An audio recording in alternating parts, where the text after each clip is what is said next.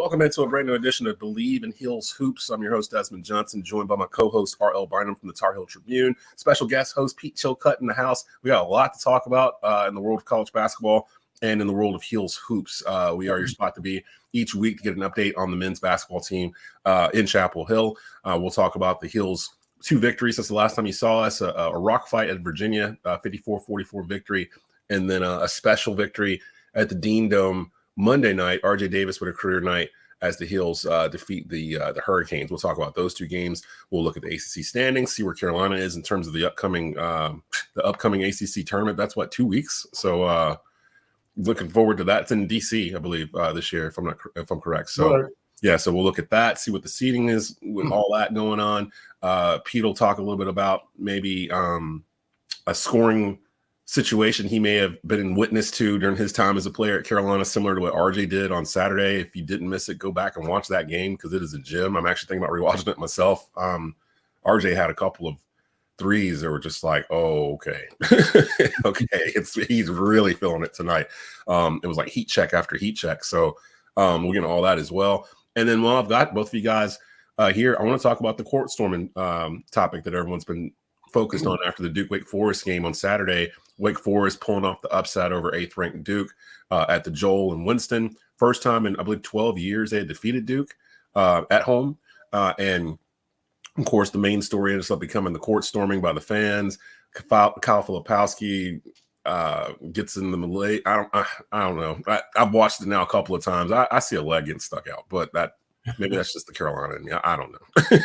So we'll get into all that and whether or not you guys think court storming should be legal or should they avoid it, because you can't do it in the NBA. So we'll talk about all that as well.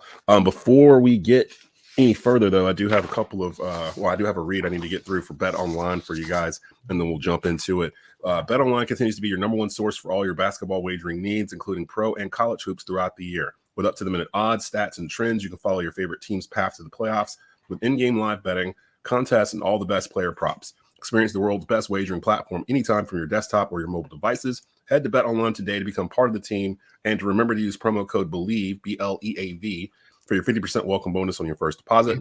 Bet Online, the game starts here. And where we'll start, we will rewind it back to last Saturday. The Heels going up to John Paul Jones Arena to take on the Virginia Cavaliers, Virginia Cavaliers. They scratch out 154-44 in a game, guys, that kind of felt close, but kind of didn't. It felt like Virginia just didn't have enough on offense to really do this. And once Carolina got past 45, 48 points, it felt like, okay, we're we're okay, we're good to go. Thoughts on Virginia? Because I don't know if I would say they're a tournament team, to be honest. I saw a stat, they've scored 130 something points in their past 3 games. They're averaging 43 points a game or something in college basketball, Division I, ACC basketball. Thoughts on Virginia first before we talk about Carolina. Pete, we'll let you go first here. Well, that style of play is obviously we're used to it by now, and it's effective. I mean, what they're trying to do, they really do accomplish. But we've talked about them having better personnel on the offensive end in the past years. It makes it a little bit more bearable because they could score more efficiently. That game in Virginia was one of those games where I kept on thinking, why aren't we up more? They haven't hit a shot in it seemed like 5 minutes. And that was my little worry in the first half, was we weren't extending the lead enough. But then, like you mentioned, you remember it's Virginia. You don't really need a big lead. And if you really look at those stats at the end of the game, we didn't really shoot much better than they did. It was just an ugly battle that we got the lead in and we're able to hold them off. But that style of play is tested, but I don't know that it travels well. So I'm not sure once they get away from that home court, it just takes one game where they're not really dialed in defensively, and they won't be able to score enough to win those games. So I'm not sure where they are on the tournament projections right now, but it is a solid form of defense that they employ, but they really don't have that offensive punch this year. They really bothered Armando in that contest too. Which isn't surprising. Armando he usually doesn't play very well against Virginia anyway. A lot of players don't. RL, what were your thoughts coming away from that 54-44 Carolina win in a game where I think with 4 minutes left in the first half, Virginia was sitting at 8 points, if I'm not mistaken. What were your thoughts on this contest here? I mean, for the better part of the last 10 minutes of the first half, Cormac Ryan had more points than Virginia. Yeah, it was just crazy. My eyes are finally recovering from watching that in person. That was just ugly basketball. But the way they pack it in with the defense and over help, if you pass quickly and use screens, you get open in the perimeter, and that's the flaw of the pack line defense. And Cormac Ryan kind of took advantage of that because he was sinking them. So that was the big part there. If you told me that R.J. Davis would make one field goal and it would go well at Charlottesville, I would not have believed it. But thanks to Cormac Ryan, it worked out. And you just have to hope that RJ doesn't have a shooting game like that on the same game that Cormac has a shooting game like he had, I guess, against Miami. That might not go well. So Cormac, 18 points, 15 in the first half against Virginia, 6 3-pointers. Honestly, without Cormac on Saturday, I don't know if Carolina wins that game. But then again, that was the type of game that we've watched this Carolina team under Hubert Davis. They would have lost this game the past 2 years in terms of just there's certain moments in the second half where a Carolina player will kind of just take control of the offense. And we saw it on Monday with RJ when Miami was pushing to tie or to get close. RJ would kind of just take command of whatever they were doing. And everyone kind of just I call it the old Chicago Bulls get the hell out the way play for Jordan. Like just he's not passing this ball, like that type of thing. And RJ just felt it on Monday. We'll get to that in just a second. On Saturday, though, RJ and Armando struggled. RJ had 12 points all in the second half. Armando only had 10 points and 13 rebounds. It was just we thought it was going to be that kind of game when we previewed it last week, that it was just going to be a rock fight, and it was. So there's not really much more to go through with this one because it was 26-16 at the half. Carolina with the lead, and then they both scored 28 points in the second half. So it was a Virginia game. The Miami game though, a little bit more exciting. Carolina wins 75-71 to move to 22-6 on the season, 14-3 in conference play. A little bit of a different game from RJ Davis. 42 points, a career high. And he came in hot to begin with. He was the only player for Carolina to score in double figures on Monday. Norchad Omier had 22 points. I was actually really impressed with him from the Miami side. And Miami played to their credit. I know that they've been struggling. I think they've lost 7 straight. They're 15-14, 6-12 in conference play. They're not going to have a above 500 record in conference play. They looked like a tournament team at the beginning of the year, and then they just kind of hit a stretch in the ACC where it just kind of the wheels fell off. Thoughts on that Miami team, and then thoughts on RJ. We've gushed about him every week we've been on, but he took it to another level in that Miami game where he almost was entering Steph Curry territory in terms of like when the ball was in the air, you kind of expected it to go in after a certain point. Just thoughts on Carolina, Miami. R.L., will let you go first on that one there. I don't know. I don't know what it is about Miami. They've been struggling, 7 straight losses. Every game has been 8 points or more. There have been 2 of 20 points or more. But they only lose to Carolina by 3 in Coral Gables and 4 on Monday night. And that was without Poplar and Pack. So I don't get it. It's just the matchup, I guess.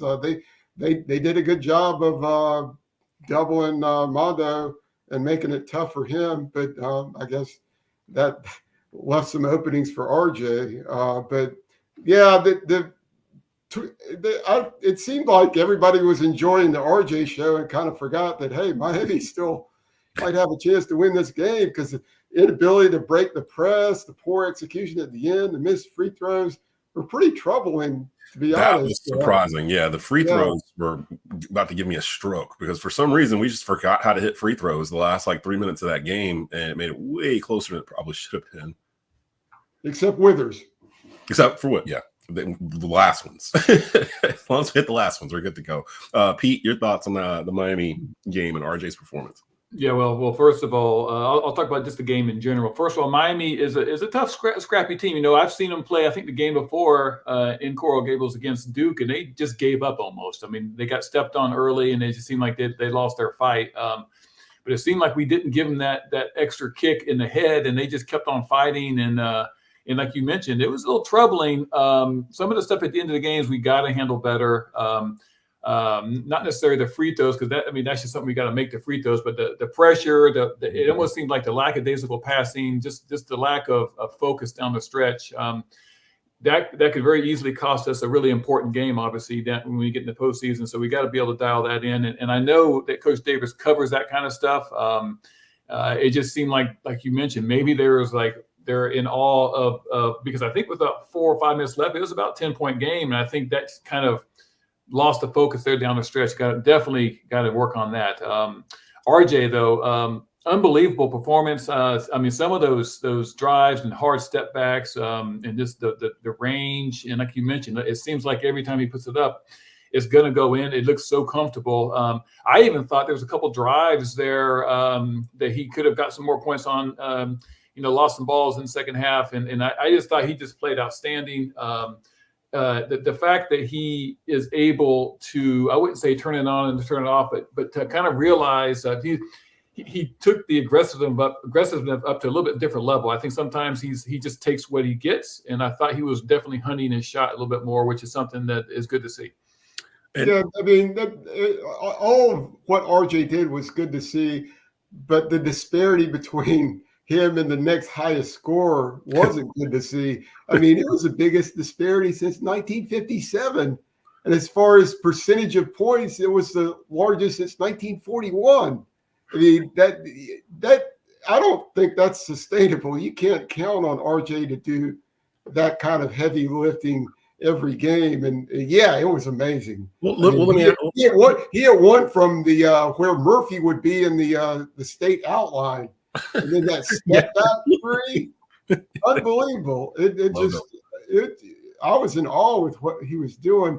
But what, Pete was talking about how what Coach Davis talks about the passing, other than praising RJ in the post game, he sounded like it was a loss.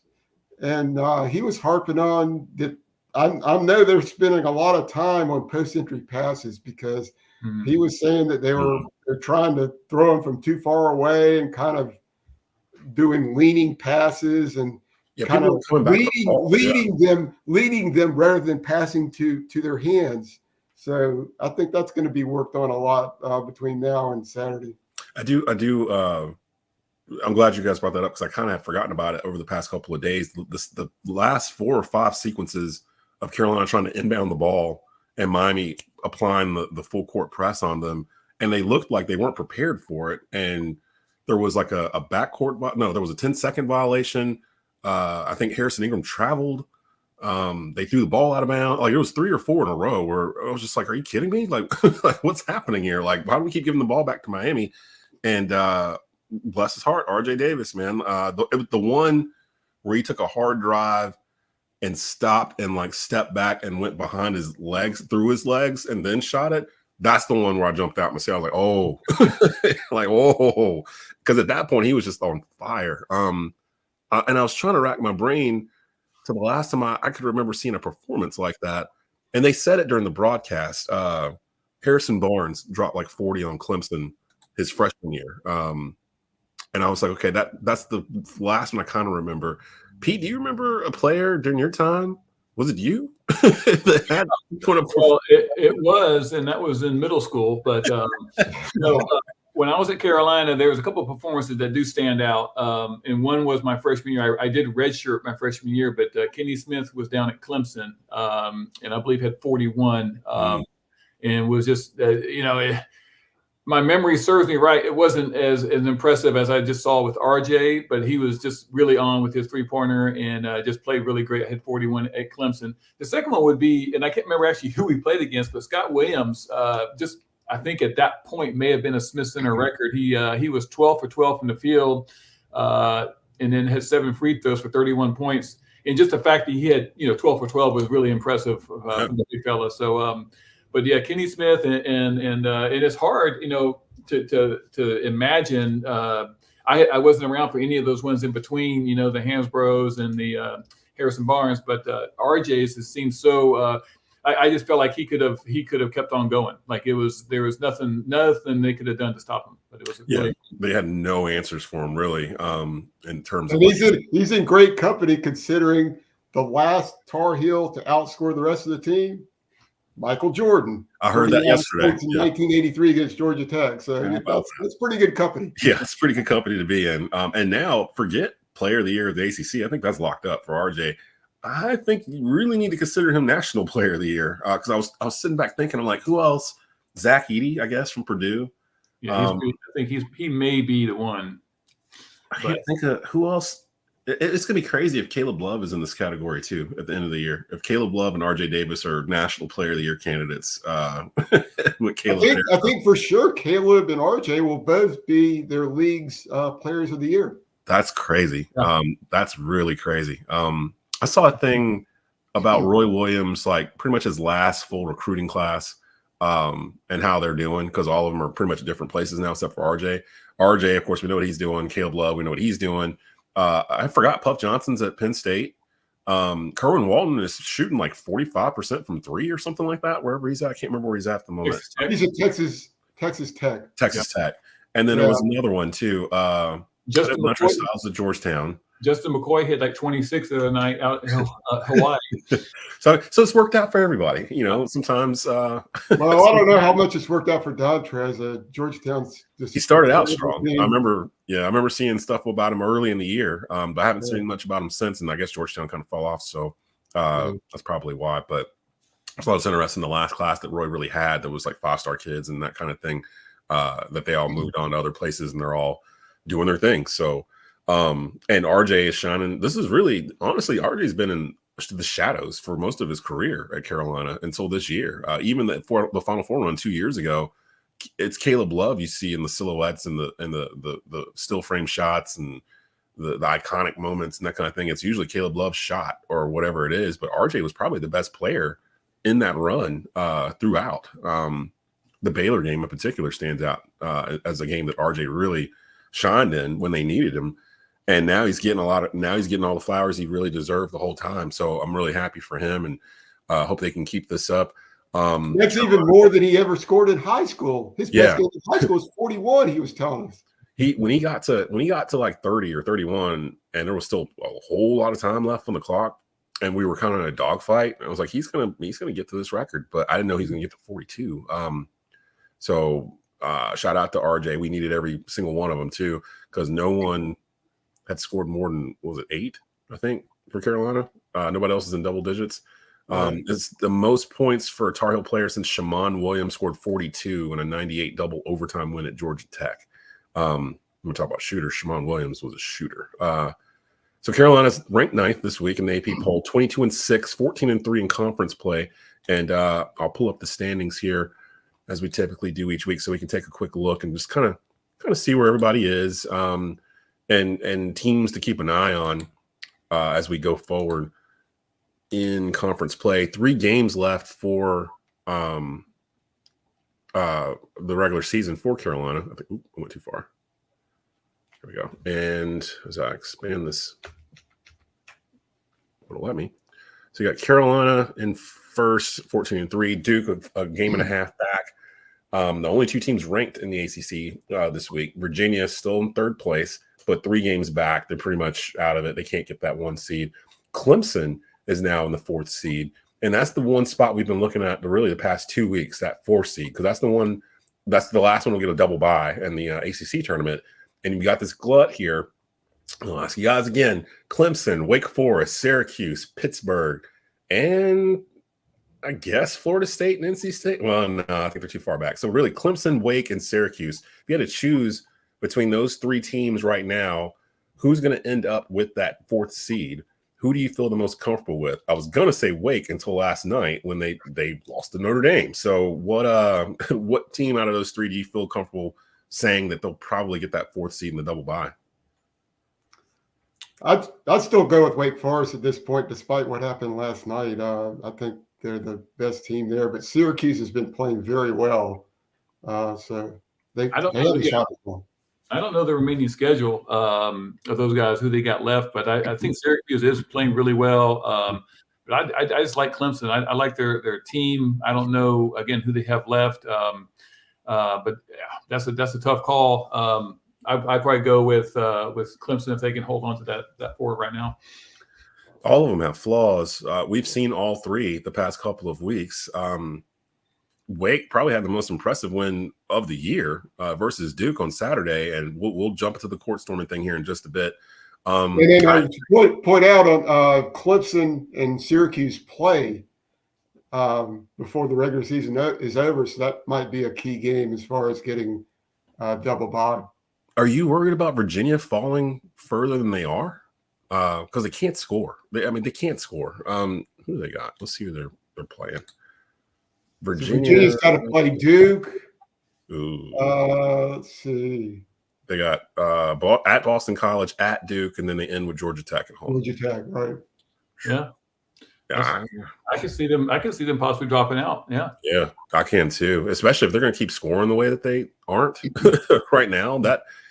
Oh man, they really have a problem. Like I don't know what they can do to fix it in season, but in the off season, Tony Bennett needs to hit that portal and find some scorers. And I know maybe it's hard to find a scorer who also cares that much about defense, but the rest of them, let's see. So the Cavs are on a 2-game losing streak. Clemson's won 3 in a row, so they've kind of turned it around.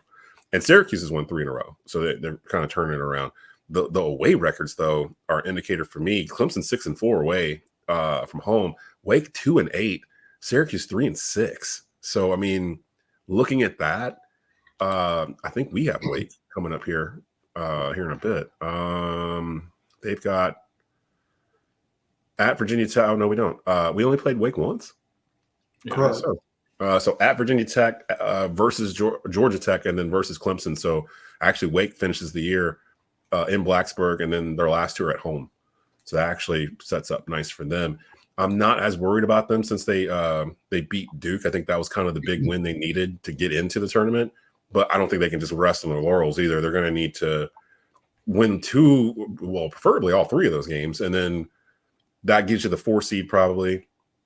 I would say to feel completely safe, they probably need to get to semifinal Friday, I would think, being the 4 seed. At least get to where your seeding's supposed to have you, and then I think you're fine. But it's not completely over in terms of the standings behind Carolina, so we'll definitely keep an eye on that as we go into next week. Finally, we wanted to touch on, of course, what happened at the end of the Duke Wake Forest game Saturday, the court storming incident. There's many ways to look at this. I actually admin a Carolina Duke rivalry group on Facebook that gets feisty at times, and the Duke side was basically like, Wake Forest should forfeit the game. And I'm like, what? Like, that's a little extreme, isn't it? And the Carolina guys are more like, well, you clearly can see Filipowski puts his leg out and extends his arms or whatever. On one hand, I'm like, okay, I get it. You got kids rushing at you. It's a sea of humanity's running at you. But on the other hand, Duke was down 4 with 1.8 seconds left in the game. And you could clearly see on television that those kids were going to storm the court. Like, you could see it. So if I know it at home, they're going to storm the court. And everyone else out there knows you're going to storm the court. Why is Flip taking so long to get off the court knowing it's coming? It's almost like he expected them not to touch him because of the jersey he was wearing. Now, your thoughts on this, because I'm sure, Pete, playing at Carolina, you've had situations where a team has beaten you guys and they've stormed the court because it feels like that's what happens whenever you beat Carolina or Duke at home.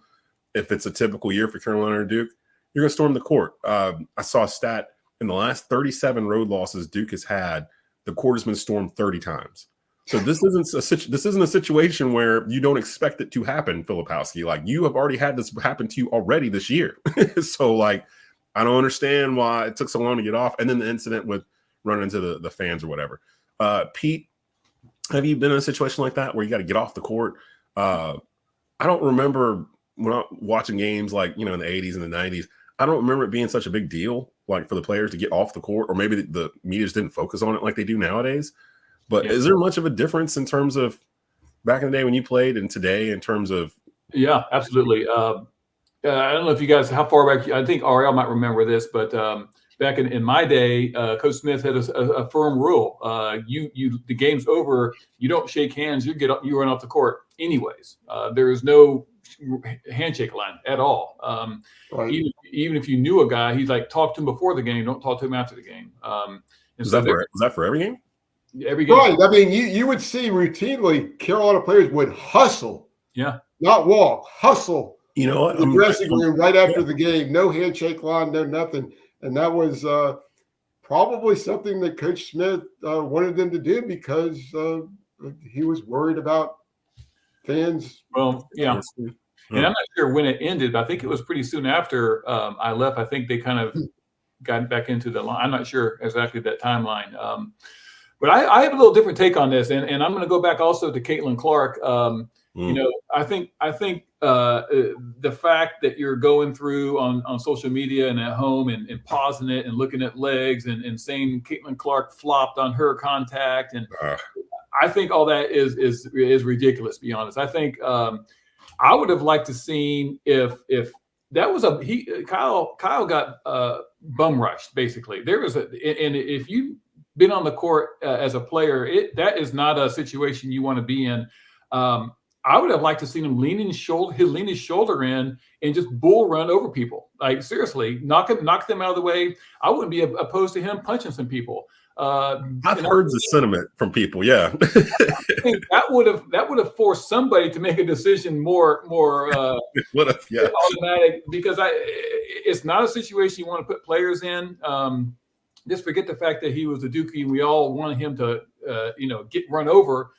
It shouldn't happen after a game. I think they're talking about on one thing I was listening to where Larry Bird was punching people after a game one time and he was trying to get off the court. I remember that. Yeah. I have no problem with that. I don't think it's whether he stuck his leg out or not, I would have stuck my whole knee out. Like, I'm not even looking. Like, you want to protect yourself and you can't pussyfoot around and try to avoid the contact. You got to go in hard. Otherwise, you will get. He got spun around. It was just an unfortunate situation. And I watched the game last night. This morning on SportsCenter, they were talking about the guy who hit the half-court shot for Cleveland. Yeah. Did you see the burly, mean-looking security guards that were no one was brushing that court? I mean, it can be done. It can be done. Well, that's more of a college culture. I don't think that there's much rushing in the NBA.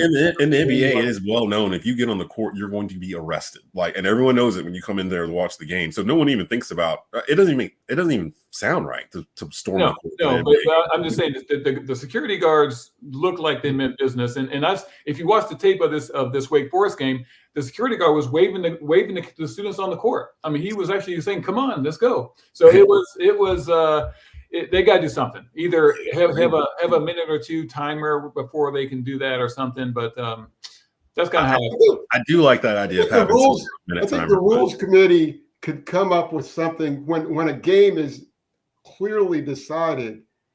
Have it set up where the officials can call a timeout with 2 seconds left, get everybody off the court, and then play the last second and clear everybody out. I mean, there ought to be a way to control that in that manner where the security isn't doesn't have to face so many challenges. We've had this happen to us this year at Syracuse, and I thought they handled it perfectly. The end of game blows, the handshake line's going on, but in front of the handshake line, they had security. Like, you couldn't get on the court until they went through the handshake line. Both teams exited the court. Well, Carolina got off the court. Syracuse stayed out there, and then security let the crowd come out and storm the court or whatever. And that worked fine, and no one talked anything about it.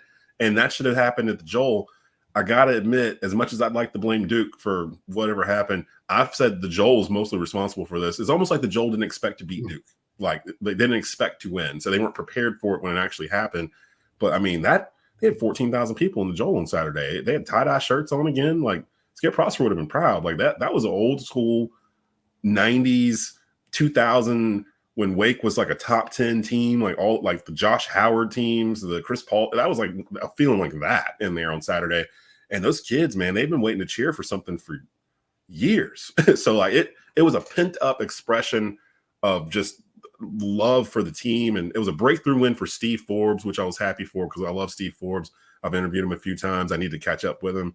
And I just thought it was a great win for Wake. And it made me feel bad in hindsight because the Duke fans used what happened with the crowd storming to talk about that and take the light away from what Wake actually did to Duke. Like Hunter Salas probably had the game of the year in that game. Like he literally kept them going, and it was probably the best game of the season in the ACC, if I'm not mistaken, right? I mean, neither team really was ahead more than 3 or 4 points the whole game. It was a back and forth. Haymakers were thrown, and in the end, it just Wake outlasted them and won a game that they needed at home to potentially secure a spot in the NCAA tournament. It had all the storylines you wanted, and Wake was on the winning end for a change. So shout out to Wake Forest because that was a huge win, not just for this year, but for Steve Forbes' program. Like this is his year 4, and they haven't had a big win like that in the whole time he's been there. So I just felt like the court storming took away from that, and the Duke fans gladly wanted to shift the focus over to here. Let's talk about Flip. He's hurt. They should forfeit the game. What's wrong with them? Act like you've been there. They haven't been there. That's why they acted that way. They're not Carolina. They're not Duke. They're not used to just winning because you're supposed to win. When you get a win, and court storming's nothing new. No. 50 years ago on Saturday, I was a little kid in Chapel Hill and was among the fans who stormed the court after Walter Davis hit the bank shot with 35 seconds left. I actually stormed after the overtime was over, but yeah, I mean, I still have the tape where I can see myself jumping up and down there. Were you scared? Yeah, it didn't fill the court. It was about maybe 40 or 50 of us out there. It wasn't like the Wake Forest scene. Oh, okay. So, because I was as a kid, was it like overwhelming for you to be a part of that and be out there? And then, but 40, 50 people out in the court's a little different than. I'd like to see that video. Yeah, I could get that video, and you could see me in the yellow shirt and the blue jeans. I've never. Yeah, I mean, it was amazing. I was on the first step of the aisle behind the baseline. Mitch Kupchak threw the inbounds pass right in front of me when Walter hit the shot. So yeah, it was. That would have won. I'll never forget. That was the 8 points in 17 seconds game. Correct. So you were there. Oh yeah. Which was crazy game between Carolina and Duke. And Carolina and Duke. By the time we come back, we'll be previewing Carolina and Duke because it'll be a week from this Saturday, if I'm not mistaken. That'll be the last regular season game. Yeah, so and we'll be traveling over to Cameron. Duke's been playing well as also up until that Wake Forest loss. Actually, they're probably playing better than anybody in the ACC until the loss at Wake. So, and I Bleav they've got Louisville today. So Duke's still got some work to do. It should. You never know in college basketball. Oh, but before we get out of the crowd storming thing, do you think they should ban it? Like, do you think that should be something that's banned in college basketball? You can't do it in any other sport. I think the ACC should at least have some fines. I think ACC is the only Power 6 league that does not fine schools. At least have some kind of fine to try to discourage it. Crazy thing is the ACC is the league where if you crowd storm or if you court storm, probably because you beat one or two teams. Like you either beat Carolina or you beat Duke. Like I can't think of anybody storming the court for beating Syracuse or Wake or State or you know what I mean. Like it's one of those two. If you beat them in your house, you're probably going to storm the court. And again, Syracuse did it on us earlier this year. And my only thing I can say to the Duke folks, they shouldn't have been surprised that Wake stormed the court again. The past 37 road losses Duke has had, the court has been stormed 30 times. So, like, you know it's going to be stormed if you lose in here. So just kind of, get out of the way a little bit faster. Like, it's not your fault, Kyle, but you didn't have to, like, lollygag to get off the court. You knew it was coming. So, and I don't know how hurt he was either. Like, because They really tried to play that out this week, didn't they? Well, it's his ankle. Well, I think it's his knee. I don't know. Right. See if he can practice. Like, come on, man. Like he ain't gonna play tonight. Like he's fine. He hurt himself when he stuck that leg out. That's where he got hurt. So, oh man, probably be like a Grayson Allen suspension, indefinite. He'll be out indefinitely, which means he won't miss any game. Yeah, to Pete's point, if Kyle had done what Pete suggested and just barreled off on someone and like just lowered somebody, that would have immediately put him on the Grayson Allen, Christian Laettner scale of just like Duke legends that everyone just despises going forward. Like it would have turned Filipowski into this villain because he's been flirting with it all year. Like some of the comments in the press and some of his plays, a little feistier on the court, that kind of thing. He hasn't fully leaned into it yet, but I feel like before this year is over, we might see full-blown heel Kyle Filipowski like emerge and like take that role. Because to be honest, I feel like it's the only thing Duke's missing. They don't have that guy, like that one dude that like everybody points at and they're like, we don't like him, like because he's too good or he gets under my skin. They don't really have a guy like that, do they? It could be Flip. I would imagine Flip would be the one that everyone would target, but I can't think of anybody else. McCain's not, his personality is not really like that.